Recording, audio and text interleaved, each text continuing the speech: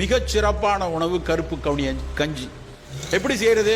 கவுனி அரிசி டக்குன்னு வேக வச்சிட முடியாது.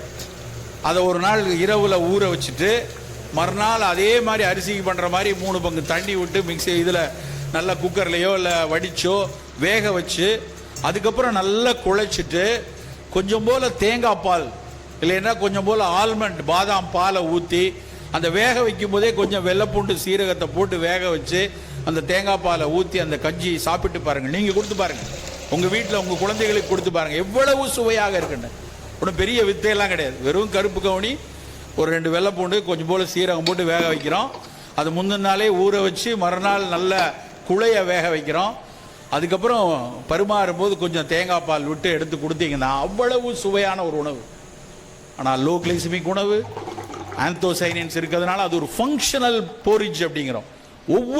அதில் இருக்கக்கூடிய ஒவ்வொரு கூறுகளும் உடல் நலத்துக்கு ஏதாவது ஒரு வகையில் நலம் செய்யக்கூடிய ஒரு விஷயம். அப்படியான ஒரு உணவு உங்களுடைய